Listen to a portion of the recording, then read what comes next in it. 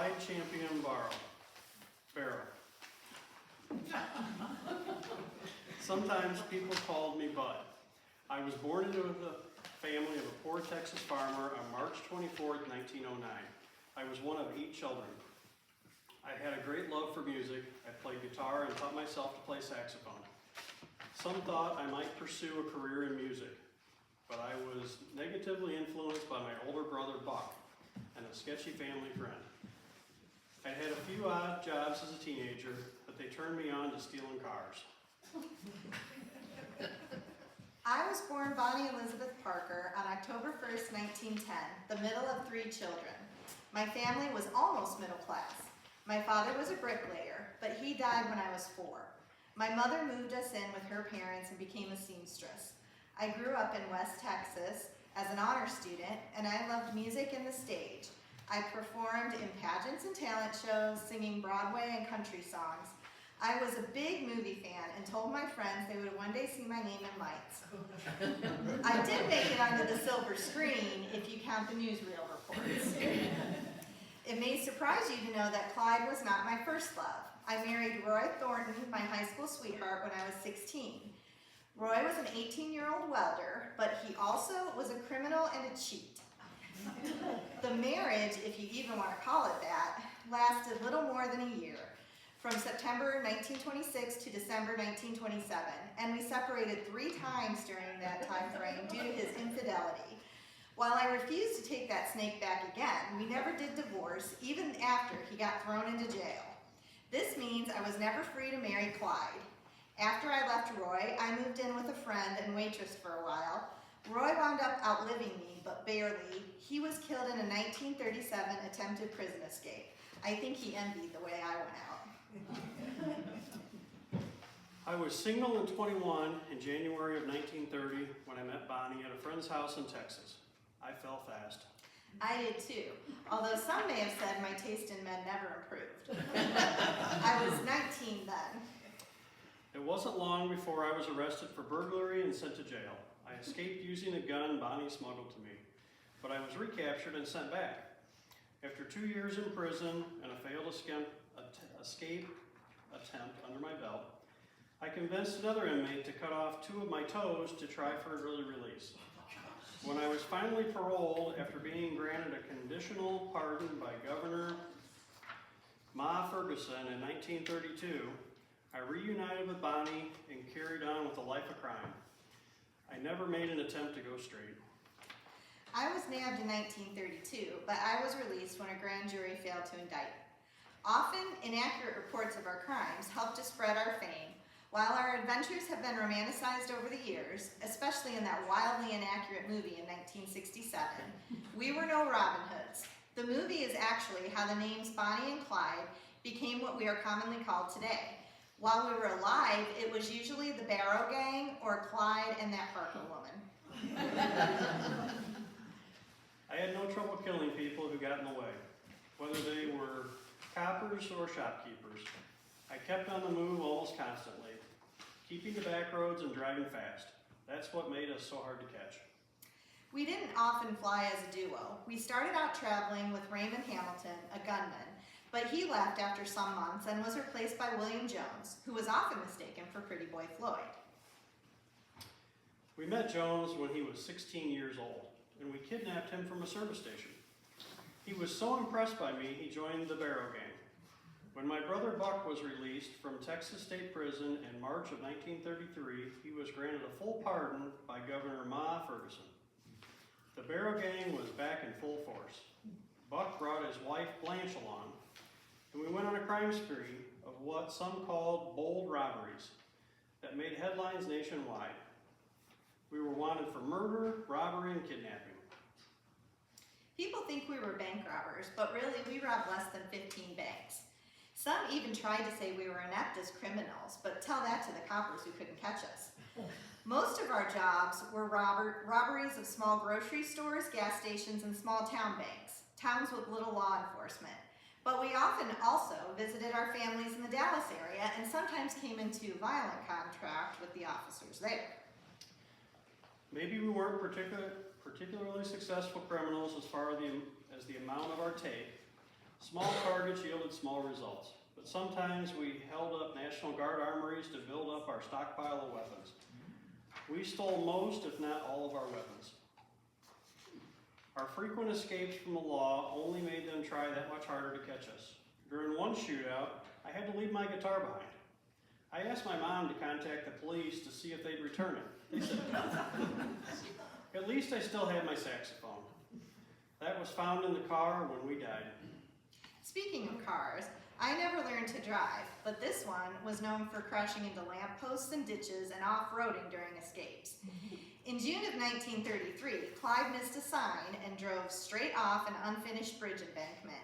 Not only did he wreck the car, but I was burned with battery acid so badly that I could never fully straighten my leg again. Some people from a nearby farm tried to help us, so the gang terrorized them by taking over their house and finally stealing their car. One gang member opened fire on a young mother inside the house. She was only checking on her baby, but her hand was badly injured and the baby was injured from fragments of the door that was shot up. Our first robbery death was that of a shopkeeper. His wife saw the killer and fingered him on Christmas 1932. Jones and I were stealing a car when the owner ran out of his house to stop us. Big mistake. He was shot in the throat at close range and died the next day. Our legend grew in part from poems that I wrote about our crimes and then sent to the papers. Some had started calling Clyde the Texas rattlesnake, but what really boosted our notoriety was a camera and some undeveloped film we left behind in Joplin. The photos were printed in the papers and showed us clowning around with guns and posing by cars we'd stolen. These pictures made a stronger impression on the public than basic mugshots because they were more personal. We were embarrassing the law and became the targets of one of the most extensive manhunts in the nation at that time. What you now know as the FBI became involved in December of 1932 when a Ford stolen from Oklahoma was found abandoned in Michigan. Law enforcement learned another Ford had been abandoned in Oklahoma after being stolen in Illinois. The Illinois car had a prescription bottle with medicine prescribed to my aunt. Investigators learned Bonnie and I had visited my aunt along with my brother L.C. on May 20th, 1933. The U.S. Commissioner at Dallas issued a warrant against Bonnie and me, charging us with interstate transportation of a stolen automobile. During a shootout in Iowa in July 1933, Clyde's brother Buck was fatally shot and Blanche was captured. Jones was captured in Houston in November of the same year, but Clyde and I went on together, escaping a trap by the Dallas sheriff and holding up citizens from Oklahoma to Louisiana. On January 16, 1934, 5 prisoners escaped the state prison farm in Waldo, Texas, in a breakout led by Clyde and aided by yours truly. 2 guards were shot during the escape by the prisoners using automatic pistols that Clyde hid in a ditch. The prisoners included Raymond Hamilton from our early days. He had since been sentenced to a total of 200 years. And that psychopath, Henry Methvin. Clyde covered their escape with machine gun fire. On April 1st, 1934, we met 2 young highway patrolmen near Grapevine, Texas. The officers were shot before they could even draw. On April 6th, we mortally wounded an Oklahoma constable and abducted and wounded a police chief. Even though the feds only had jurisdiction on auto theft charges, they increased their pressure, pursuing every lead. This is when Frank Hamer entered the story. Hamer was a special investigator with the Texas prison system at that time, having resigned from the Texas Rangers a day after Governor Miriam Ma Ferguson was re-elected to a second term in 1932. Several other Rangers resigned with him because of Ma's corruption and softness on crime. Didn't really matter because she fired the entire Ranger force on her second day in office anyway. When he was given the task of hunting us down, Hamer researched and recognized a pattern to Clyde's travels, and he started to anticipate our moves. Louisiana Sheriff Henderson Jordan deserves equal credit for taking us down. He's the one that made contact with Henry Methvin's family. And that dirty snake forgot all about his loyalty to the Barrow Gang and negotiated a deal for amnesty in exchange for information leading to our capture or deaths. That's the thanks I get for busting that sorry sack out of prison. The Bureau learned we had been traveling, sometimes in the company of Methvin and staying at the Methvin home.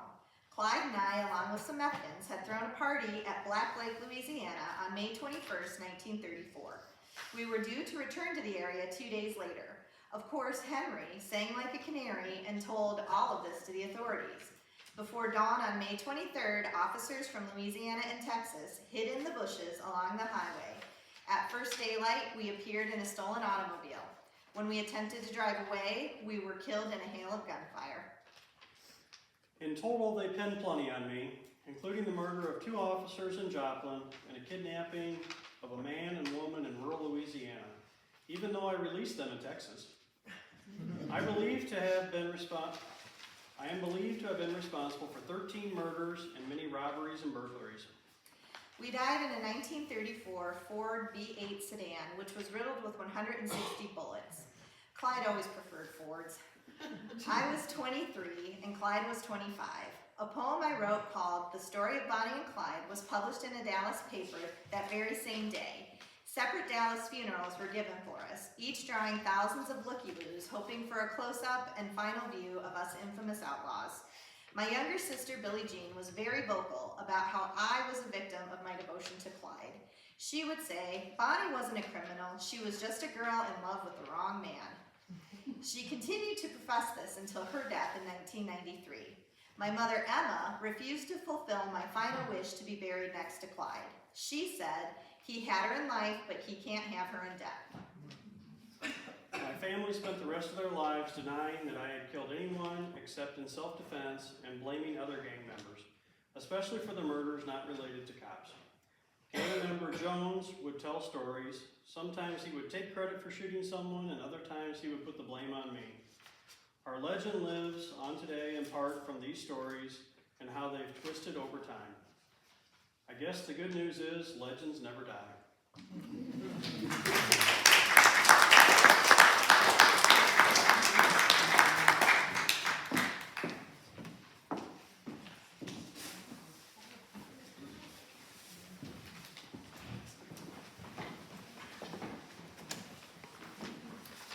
Good evening. My name is Benjamin Siegel. I'm certain you've all heard of me, though you probably know me by my nickname, Bugsy, a moniker given to me by one of my fellow gang members. He claimed that with my temper that I was as crazy as a bedbug. I think I had that temperament from the very beginning. On February 28, 1906, I was born in Brooklyn, New York, to Jewish immigrants. I was raised in Williamsburg, which was a place filled with Irish and Italian gangs. My life of crime, I guess, really started when as a teen, I decided to form a gang of my own. I started with petty theft, and then I got the idea to charge the many pushcart owners for protection. In the beginning, if they refused, which a few did, I would douse their carts with kerosene and set them on fire. Before long, word spread that it was better to pay up. The power and money from that enterprise was what I wanted. I had no desire to work hard and always struggle and worry about money the way my dad had. I had my gang working the protection angle when I met Meyer Lansky, a well-known thug in the area. Meyer and I started working together. It was Meyer that I have to thank for introducing me to the world of gambling and car theft. We were so successful that we drew the attention of some top mobsters: Frank Costello, Joe Masseria, Albert Anastasia, Vito Genovese, and Lucky Luciano. Our gang folded into a syndicate of unified mobsters. We were part of the enforcement branch of the syndicate working for Luciano and Masseria. Then, on April 15, 1931, under the orders of Luciano, 3 other gunmen and myself were to take out Masseria, thus ending the power struggle for the head of the New York mob. Luciano elevated me to his primary hitman after that murder. We also were told to murder Masseria's enemy, Salvatore Maranzano. I continued to carry out murder contracts, even started Murder Incorporated. It wasn't long until I had over a dozen contracts put on me. I had to get away, so I headed to California with my family in 1937. Yes, my family. I had married Esther Krakow, and we had 2 daughters. I wasn't much of a family man. Esther later left with the girls because she couldn't take any more of my philandering. I was to make Hollywood a powerful organization to work alongside Luciano's East Coast crime family. I had pals who were great sources for Hollywood elites and other influential people. When I wasn't busy with illegal gambling rackets and shakedowns of local establishments, I was blackmailing the elites based on information gained from my pals and my many mistresses. I fit in in Hollywood. These people were classy. I'd said many times, class, that's the only thing that counts in life. Without class and style, a man's a bum. I was well known for my flashy dresses. I bought the best houndstooth jackets and silk shirts, all tailored, of course. My hair was always perfectly Sorry, I didn't know this word. Cough? Yes. Sure. I bought any number of face creams that I faithfully applied. I wore a chin strap at night to keep my skin taut. I was good looking and I was determined to stay that way. I'm certain you can see that word. I'm still looking good even in death. In 1939, it looked as if I might finally face time for murder, but I was acquitted. However, the publicity on that case made it so I couldn't be involved in any legitimate enterprises, but I found a new start in the early 40s. Lansky, who I worked for in California, sent me to look into a building in a desert area called Las Vegas. Who I worked for in California. I'm a little lost here. A place where gambling was legal. I oversaw the construction of a new hotel and casino for the mob. I did have some of the syndicate upset that the projected $1.5 million project ended up costing $6 million. I guess it's safe to admit it now, part of that was my mismanagement. I'd been overcharged and double charged, and, well, I was a gangster, so I may have skimmed a little myself. But I reassured them that they would make it all back when the casino opened, only the opening did not go as planned. The weather was bad, and grounded flights began bringing in the Hollywood elites. Some of the rooms weren't ready, and guests had to stay at other hotels. It was not what I dreamed of. I promised, if given a second chance, I would make a go of the Flamingo, named after my girl, Virginia Hill, who everyone called Flamingo. The hotel/casino did turn a profit by the end of its first month, but it was too late for me to enjoy. On June 20th, 1947, I was in Virginia's living room reading the newspaper when 3 unknown gunmen shot through the front window and riddled me with bullets. I'm sure this was an ordered hit, as I wasn't even cold before syndicate leaders Davy Berman, Gus Greenbaum, and Morris Rosen walked into the Flamingo and announced that they were running the place. Well, the Flamingo was a success, and it spurred on the development of the Strip and cemented the syndicate's increased investment into Las Vegas casino resorts. In the end, even though I didn't live to enjoy it, I can say it now, I was right. Vegas turned out to be a gold mine.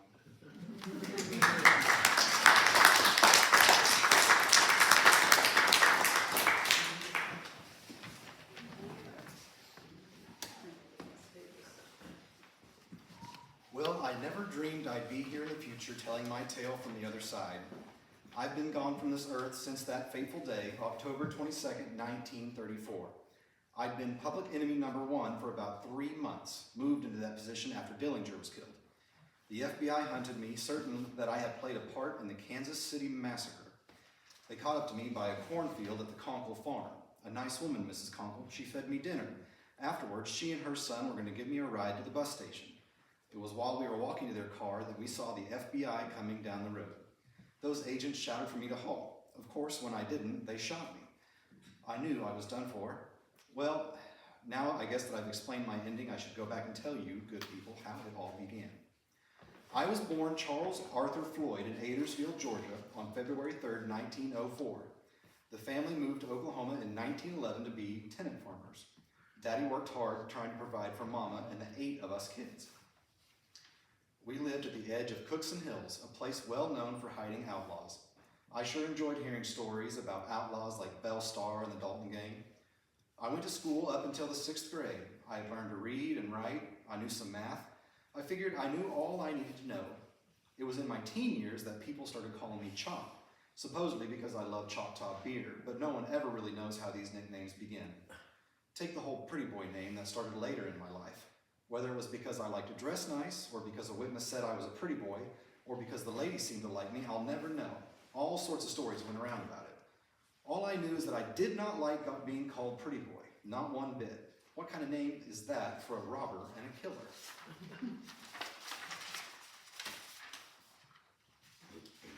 Back to my tale. In 1919, I went to Kansas and Oklahoma to work on a crew helping with the harvest. It was during this time that I heard stories from drifters and vagabonds about an easier life than that of a farmer, and I truly liked that idea. I knew early on in that life that a life of hard work for little pay was not for me. So I started doing some stealing. Just a few small jobs at first. I got away with that for a few years, but I was arrested for the first time in 1921. I got caught stealing $3.50 in pennies from the post office.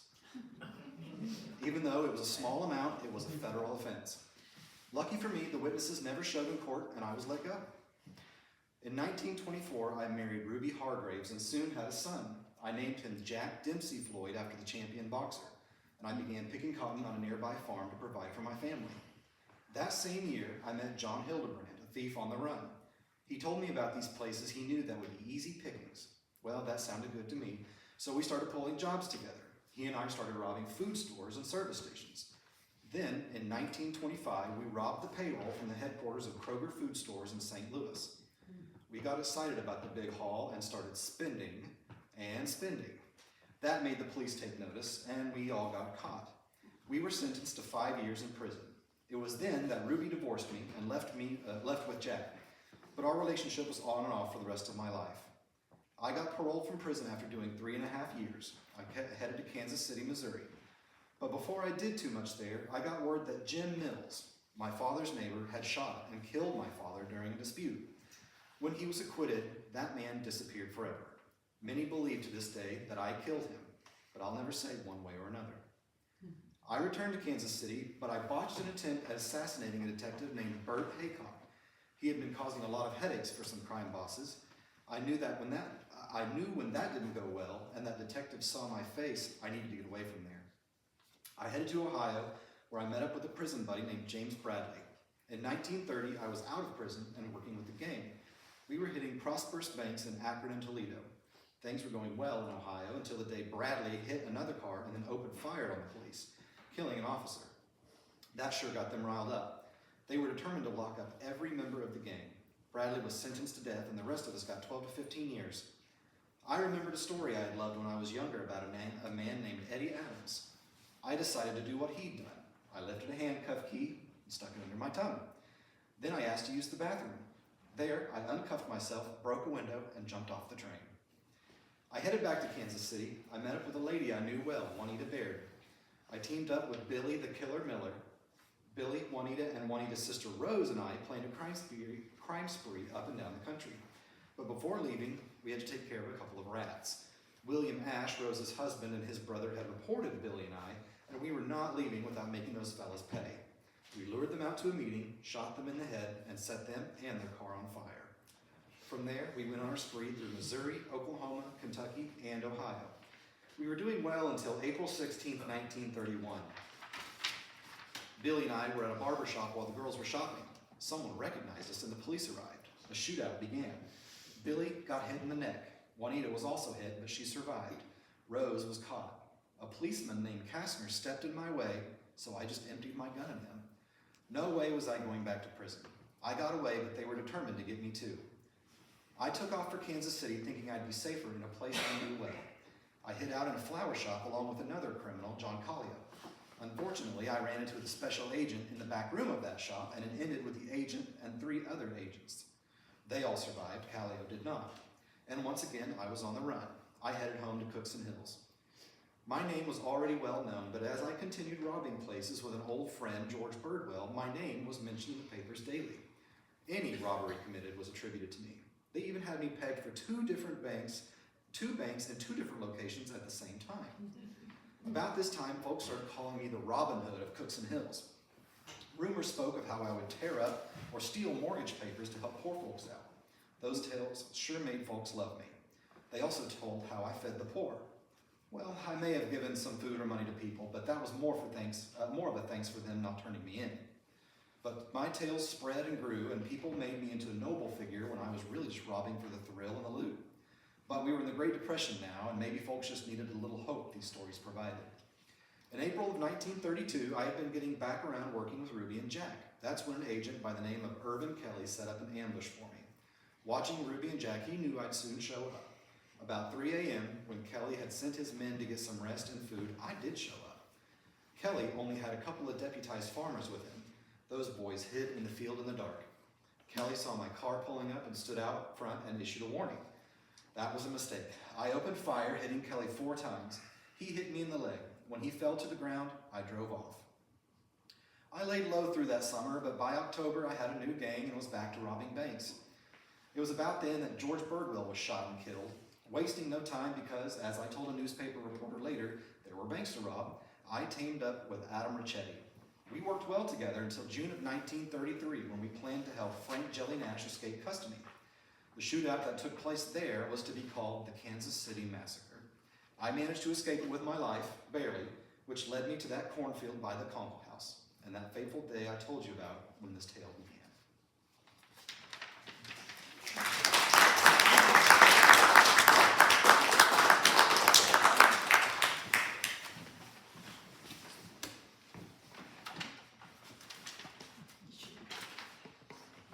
I'm Lester Gillis, and I'm told I need to tell you the birds about my life. I doubt a bunch of mugs like you will understand my choices. I was born December 6, 1908 in Chicago. Our digs sure weren't swanky like a lot of you. My folks were immigrants trying to make a better life in the United States. We had a place in Humboldt Park by the Stockyards. Hope Pops worked at Stockyards and the Ice House. Times were tough. My mom, being a French-speaking Belgian, taught French to upper-crust kids. My brothers and sisters liked going to school. Me, I roamed the streets. A bunch of neighborhood mugs used me as their punching bag because I was so small. But believe me, I wasn't letting nobody thump on me long. I learned to fight back and didn't take off from any of those birds. Soon that band of thugs that hit me was taking orders from me. I was about 12 then, and people dubbed me as Halstead Street Boys. My family, the nuns, and the priests all tried to change me, but I wasn't having any of that. I got pinched for the first time when I was 13. One of the gang was arguing with me, so I took a pistol I found and shot him in the jaw. Got a year in Pontiac Reformatory. Those guards were just made me tougher. We had to work all day, and the guards broke no nonsense from us. I sure wasn't reformed when I got sprung like they planned. By 14, I was a top-notch car thief. I did get nabbed again. That time I was sent to St. Charles School for Boys. Spent 2 years there. I got sprung, and 5 months later, I was nabbed trying to break into a department school in the Loop. Had it not been me, I'd have gotten hoot out of the story. I was nabbed with my top inside the store and my legs dangling outside. I got sent to St. Patrick's boarding school for that phone call. All I got from that place was a good case of the mads. I was pretty upset when they told me my pops killed himself while I was in. Said he was too embarrassed by me to face folks. It was also about this time that I picked up the hated monkeyer Babyface. Nothing made me angrier than them to call me Babyface. At 14, I'd been stealing tires, running stills, bootlegging, and even doing some armed robbery. When Prohibition started, Jack McGurn, Capone's muscle, hired me to scare business owners to pay for protection. That bunch of Miliocos gave me in every town. I even took it upon myself to shake down some unions. Capone was none too happy about that. He sent Machine Gun Jack to rein me in. Like that was going to happen. Capone let me go. After that, I had trouble finding work. Nobody wanted me in their gang. Seems I've been dubbed a hothead. If I wasn't going to do Capone's bidding, I wasn't going to do work. Ended up taking a job at a gas station. That's when I met Helen Wazansky, a sales girl. It wasn't long till I made her Helen Gills in 1928. It was when we had a son, Ronald. and a daughter, Darlene, that I knew my wages from the station were not going to support my family. I put the word out that I was looking for work. Roger Toohey was the one who was willing to take a chance on me. He put me in his armed robbery rig. We would break into these swanky homes and grab all their loot. I remember in January of 1930, we forced our way into the home of Charles Ryder. He was some magazine executive. We made off with what would be $3.9 million today. That was quite a haul. Newspapers began calling us the tape bandit because we would tape our victims' mouths closed. By autumn of 1930, we were hitting banks. I remember October 3rd of that year, we hit Itasca State Bank. Grabbed what would be about 80 grand today. But some mugs saw my face. 3 days later, we took some jewelry off the mayor's wife. That mayor, Big Bill Thompson, was on the take. His wife started up the baby face thing when she told the cops that I had a baby face and was hardly more than a boy. First time I was publicly called baby face in the papers. That following month, on November 26th, I had to take out a stockbroker during a heist. That was my first known murder. In January of 1931, I got pinched again at a jewelry store heist. Got 1 year to life in Juliet Penitentiary. When I had to go to court, Helen and I put our escape plan into action. I made it look like I was sick when the copper took off the handcuffs. I clocked him and took off running. Jumped into Helen's car and we were gone. We hit the road to Nevada. I quickly found work. One mug, Roy Frisch, thought he was going to snitch on me. I took care of that. He was never found. But Helen and I made off to California. There I helped Joe Patartney move his bootleg. I began calling myself George Nelson. Made that name because of Oscar Batlin Nelson, tough Chicago lightweight champ. He and I were both small, 5'4" scrappers. Parenti gave me the task of eliminating the competition. I had no problem with that, but I did have a problem with Parenti calling me babyface and mocking me publicly. I'd finally had enough and broke from Parenti. Helen and I went back to the Midwest. I wanted to make a name for myself and be bigger than Dillinger. I tried to get in Dillinger's gang, but a mug named Von Meter said I was a punk and I wasn't going to be on his gang. So John Chase, Tommy Kroll, and I started our own gang. We started hitting banks. It was in October of 33 that we hit the bank in Barron, Minnesota. Grabbed what would be $700,000 today. On the way out, I pulled my submachine gun and I opened fire, shooting at bystanders and not caring who got hit. After that, Helen and I went on the lam and ended up in San Antonio, Texas. We collected more firepower and continued holding places up. Our new motto was to enter and spray the ceiling and walls with bullets, letting everyone know we meant business. I got my name in the paper. I wasn't going to be as well known as Dillinger, but I sure wasn't happy to see that blasted nickname. About that time, I met Von Meter again. With Dillinger locked up and key members captured, the gang was in shambles. Von Meter wanted me to do a job with him to raise money for Dillinger's escape. I told him I'd help, but I wasn't going to be the boss. We got Dillinger out. We continued hitting banks. I killed a few, including a cop, and clipped others, but I was making my name. It was in 34 when we hit Mason City, Iowa. Dillinger had me wait in the car. What he didn't know was that this bank had a steel cage that held guards. Dillinger got clipped when he exited. A man named Shipley was waiting for them to come out. He had seen them go in, and I knew what they were up to. Coppers showed up. Then things got tough. Dillinger and the hostages that they had used as shields when they exited stayed on the running floors as we drove away. That was a humdinger of an idea. After another close call, we went on the lam.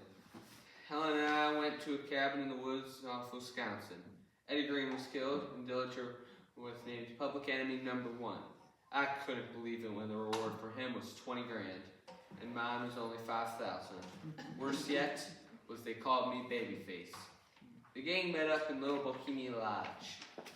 It was off season, so we thought we'd be safe. But the lodge owner saw a bunch of swells and their girls arriving in off season and put things together. He called the authorities. Hoover's guys planned a raid. The FBI saw 3 men get in a car and start to drive away. They opened fire and killed 3 tourists. But that let us know they were there, and we took off. I ran through the woods in the opposite direction of the others. 3 women, including Helen, were captured and quickly paroled. I stopped at a nearby house and forced the couple to drive me, but their Chipotle did not go very quickly. I forced them to pull into the neighbor's drive. The owner of that home had heard about the raid, so when he saw a car pull in, he called the authorities. Agents arrived as I was forcing the homeowner into the car. Before they exited their car, I opened fire. Then I threw them out of the car and used their car to escape. But as luck would have it, I got a flat not miles away. I holed up in a cabin for a few days. Then I made my way to California. Where there I heard Dillinger was gunned down in an FBI ambush. I was now public enemy number 1. But the press still praised Dillinger, calling him a gentleman bandit. Green, Von Meter, Pretty Boy, Bonnie and Clyde had all been killed by Hoover's men. These guys were all business. They were now after me, following eyewitness testimony, and were led to a route from Chicago to Lake Geneva that Helen and I often took. My car took a bullet and was dying, but I led them on a chase as long as I could. When we got stopped, Chase opened fire. I got hit in the lower abdomen. I decided if I was going out, they were going out with me. I opened fire as I moved towards him. Helen got us in a working FBI car, and I lived long enough to tell Chase where to find a safe house. At least I went out, number 1.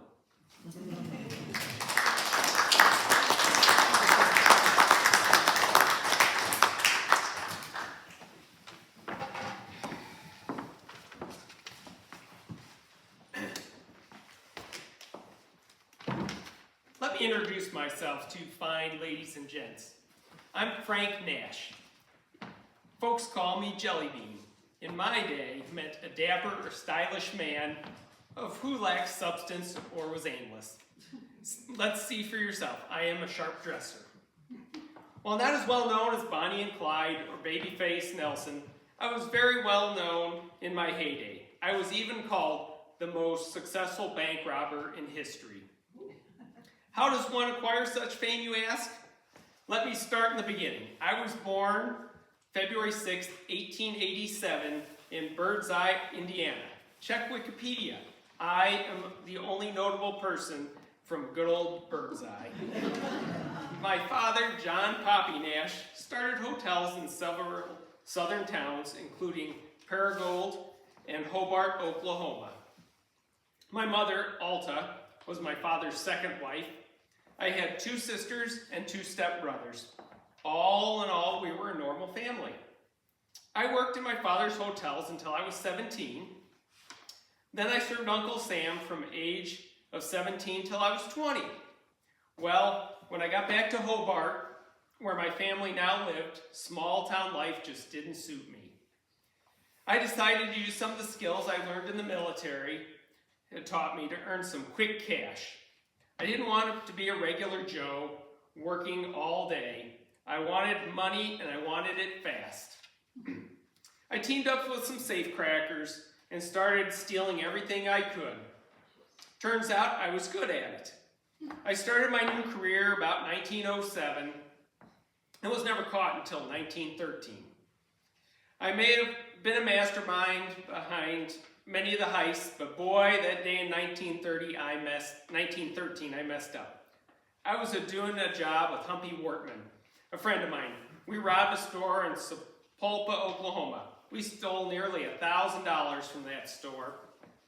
I can't say what happened that day. We were making our getaway, and I suggested to Humpy that we hide the loot. Well, Humpy was digging a hole to drop the loot in, and I shot him in the back. Then I snatched that loot up and took off with it. It was only a few hours later that I was arrested and sentenced to life in the Oklahoma Penitentiary. I served 5 years Then I got my sentence commuted if I joined the Army and fought in World War I. I signed my military registration card on June 12th of 1918, and it was released August 16th of that same year. I saw some action in France, but luckily for me, the war ended in November. Now, 2 years later, I got nabbed again. I got 25 years in Oklahoma State for burglary using explosives, better known as safe cracking. I became a trustee, and my sentence was reduced to 5 years. I got released in December of 1922 and joined up with the A.J. Spencer Gang. In August of 1923, the Spencer Gang robbed the Katy Limited Postal train in Okesa, Oklahoma. After the heist, I found my way to Juarez, where I married a local girl. The plan was to change the date on the marriage certificate to give me an alibi for the robbery, but that didn't work out so well. They got me in 1924 when I crossed the border back. This time, I got sentenced to 25 years in Leavenworth for armed postal robbery. 3 other members of the gang were also caught and sentenced. By 1930, my good behavior again earned me privileges. I was chef and janitor for the Leavenworth deputy warden. In October of that same year, the deputy warden sent me on an errand outside of the prison. Needless to say, I seized the opportunity to be a free man again. I went to Chicago and started working for different crime bosses in Chicago and other places. I was big time. My time in Leavenworth was a plus. I was paid to help 7 or 8 mugs break out. When I wasn't on a job, I was hanging out with Frances. Yes, despite my mentioning earlier about me marrying in Mexico, and despite that, I had another gal I married. Frances was my true love. We spent a lot of time in Hot Springs, Arkansas. Frances loved it there. It was in Hot Springs on June 16th of 1933 that FBI agents caught up with me right out front of the White front cigar store. That night, those agents and I boarded the Fort Smith train bound for Kansas City. The next day was an event that changed things for sure. The crime bosses had sent thugs to either spring me or to kill me so I wouldn't talk.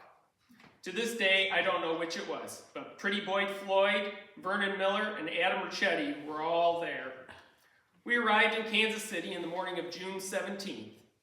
We got off the train at Union Station and were met by Special Agent Charles Reed Vetterly, Agent R.J. Caffrey, and the police officers from Kansas City. I was directed to sit in the front seat of Agent Caffrey's Chevrolet, which was parked outside the east entrance. Lackey, Smith, and Chief Reed got in the back. Suddenly, 2 armed men were coming from a green Plymouth and shouted, "Up, up!" But before the officers could react, the gunmen opened fire with machine guns. The officers were killed right off. Vetterly was shot in the arm. Agent Caffrey got shot in the head. Chief Reed and I got killed by the hail of bullets. Only Lackey and Smith survived because they had fallen forward. The gunman could be heard shouting, "They're all dead, let's get out of here." A policeman who was just arriving shot and hit Pretty Boy, but he continued to run. It was only 30 seconds, but changed everything. For me, I was deceased. For future criminals, a young J. Edgar Hoover began to rise through the ranks of the FBI after the events known as the Kansas City Massacre. It led to the increase in power of the FBI. The FBI had more power to fight crime because of the reforms made after the massacre.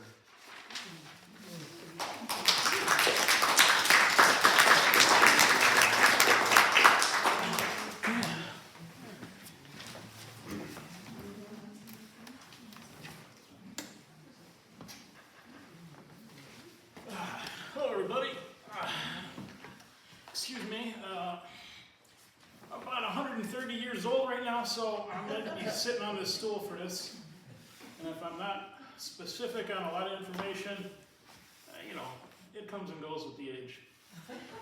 I was born George Kelly Barnes, but I was more famous known for Machine Gun Kelly. Let's see, I had not the poverty background that most of the criminals grew up with. I didn't live up on the streets. I had a pretty well-to-do family. Dad was the manager of a factory. We never did without. But the problem arose that I was never up to his satisfaction. We always seemed to clash. I was never good enough for him. Loved my mom tremendously and did everything I could to make her happy, but darn it, could never get through the old man. In school, I never really stood out. I tried my hardest, but I just never got recognized for what I thought I deserved. Everyone just seemed to hold me down. I'd say a turning point when I was in my teens, as I noticed odd behavior from my dad. So I followed him. I followed him on nights he was supposed to be working and he had a reason for not being home. And that's when I found out that he was seeing his secretary on the side. And to me, this was the opportunity I needed. I confronted him with that information and I said, well, I'm never good enough for you. It looks like it goes both ways. What are you going to do for me that I don't tell Mom? He's like, well, what do you want? I said, that's a really nice car we got in our driveway. You let me drive that, I forget everything I saw. So now I'm a teenager, I got my driver's license, I got a real nice car, I'm not real good at studying. What do I do with my time? I get hired to bootleg alcohol. That becomes my passion, I'm pretty good at it.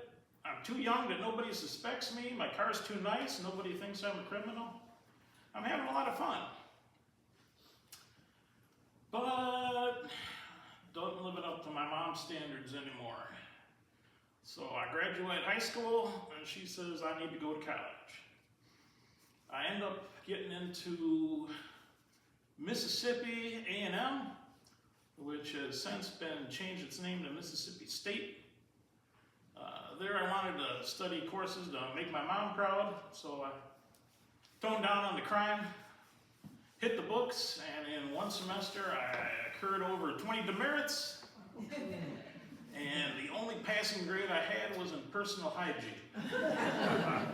So this wasn't going to be a college life for me.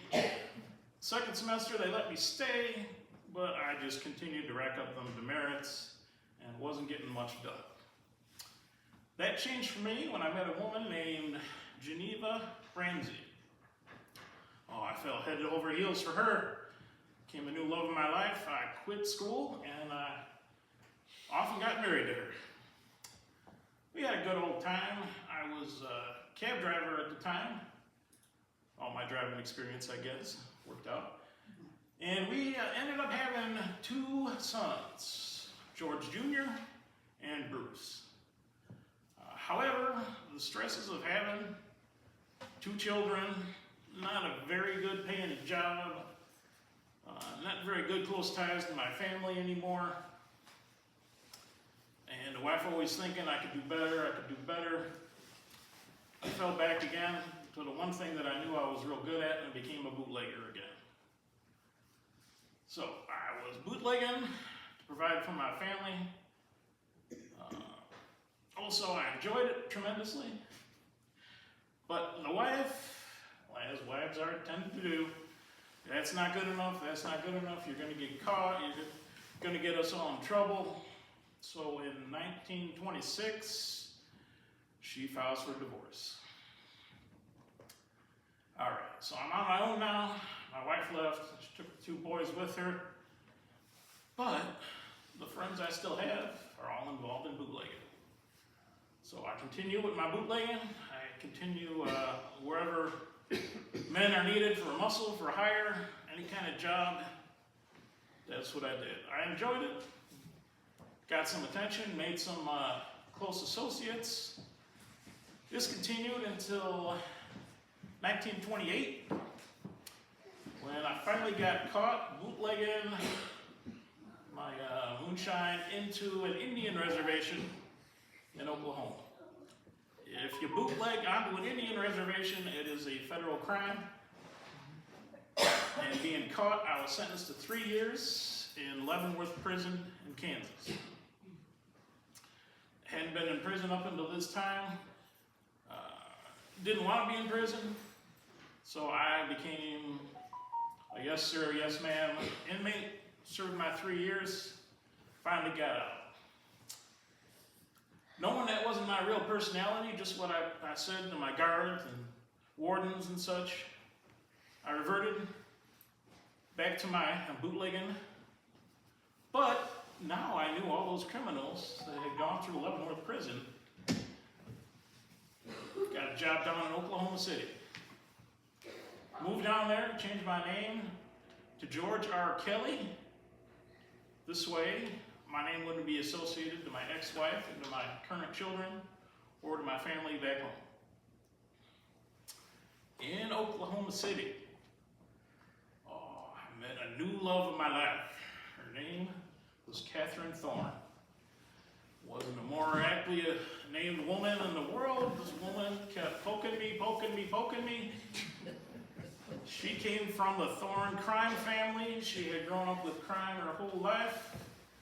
She lacked that I could get the attention and I could take all the focus on her to keep doing the crime she wanted to do and not get caught. So, she bought me a machine gun. Hence the Machine Gun Kelly nickname I picked up after that, because she gave it to me. She also decided that being a small-time bootlegger wasn't enough for her, so we started bank robberies. Too numerous to really go into each one individually. A lot of associates. But essentially with her promoting me, whatever I could get more and more of, that's where she wanted me. She wanted me to do this, again, so she could have the benefits of what I earned. Then decided that bank robberies, they were good and all, but sometimes people get hurt, sometimes members of the gang get caught, looking for whatever you could do to turn a buck, so we decided, let's try small-time kidnapping. Kidnapping was a little easier. Usually people were pretty easygoing about paying for their loved ones, wanted them back. You ask no law enforcement to be involved. They usually follow those directions pretty good. However, up until 1933, that's when we got the idea to finally make those biggest headlines and biggest glory by kidnapping the Oklahoma oil tycoon, Charles Urschel. So we went to kidnap him, broke into his house with my gang. Everybody in there said they were Charles Urschel. All right, well, this is gonna be odd. Let's take these guys. I don't want to sit around his house.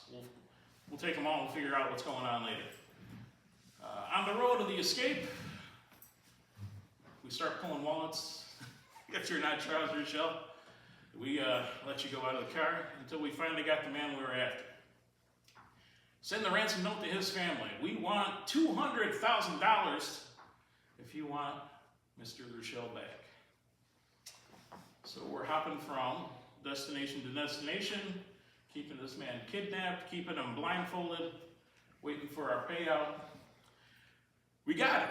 9 days later, in full. Our whole gang had $200,000, divvied up the money, went on our own directions, so it would be kind of difficult to get us all captured. What we didn't realize is Mr. Urschel was an extremely intelligent man, more so than I was.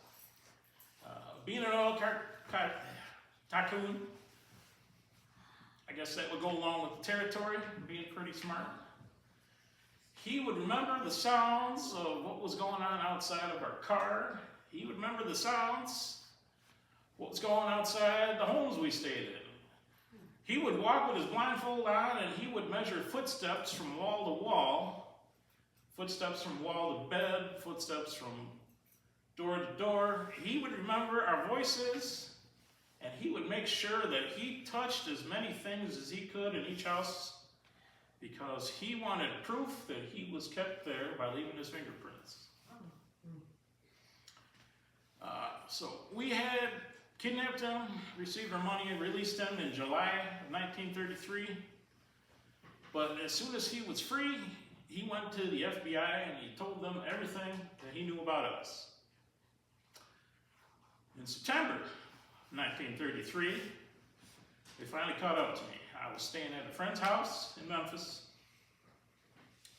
Came to the door. I believe I was just waking up at the time. They came in, they had me all at gunpoint. I was still in bed. There was no grand shootout.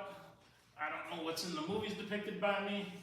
I don't know what happened to the other Jamokes and Weisenheimers here and their shootouts. All it took was guns pointed at me.